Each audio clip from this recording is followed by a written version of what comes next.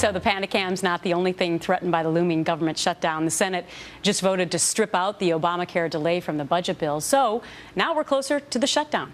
There's a whole lot at stake, including on the political front. Joining me now, Sarah Palin, Fox News contributor and former governor of Alaska. Good morning.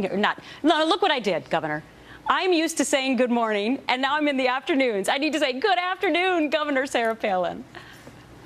You know what? It's still morning here in Alaska, so you're spot on. And congratulations on this new chapter of your life. Oh, well, I guess we're just going to be real here for the next couple of minutes together. Right. Thanks so much for your time. Speaking of animals, I saw this article that you wrote about hunters and flushing dogs, and you used this analogy to talk about members of Congress. So explain for everyone who you meant by flushing dogs and what they do.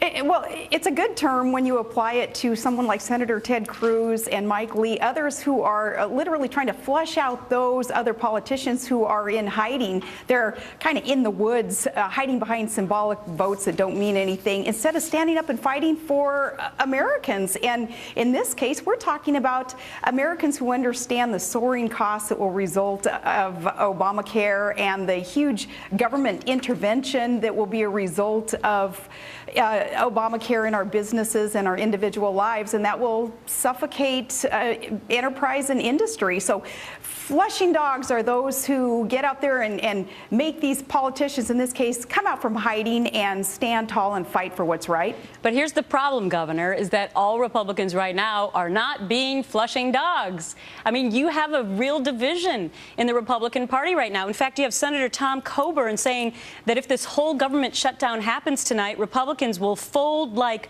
hotcakes. How are you going to bring them all into the fold?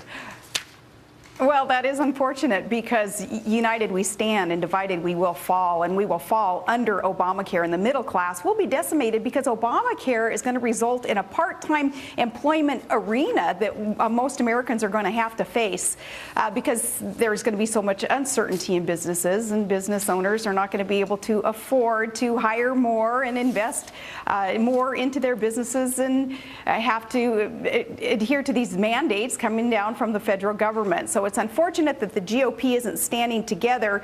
This is the time to be united, and a lot of this also, they need to keep in mind, has to do with the midterm elections coming up 2014. I think if they would stand united, it would send a message to, say, the red state Democrats who are up for re-election and are going to have to face constituents who understand the dangers of Obamacare. Mm-hmm. You also talk in this article about how when you were governor of Alaska that you had to engage with powerful multinational oil tycoons from time to time, and that it was your experience that the only way that you get what you want in a negotiation is to not surrender too soon.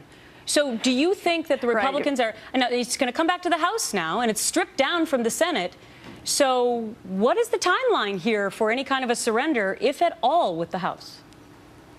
Well, that is the way that you negotiate and end up being able to get some kind of concession. And this is what we're looking for, is some kind of relief for Americans. Ideally, the relief would be the same relief that Congress gave themselves, and that is an exemption from this burdensome, unaffordable, unworkable law called Obamacare. But yes, in negotiations, you stand firm until the other guy across the table understands that you mean what you say, and then they respect you, and then you can sit down and start negotiating agreements. Unfortunately, there's been capitulation on some in the GOP establishment's part. They obviously are for Obamacare, I would say, at this point, because they haven't stood and fought and asked for that relief, in fact, demanded that relief via agreements that still can be made in these negotiations. So what do you say to the American people, some of whom say, you know what, just get on with it?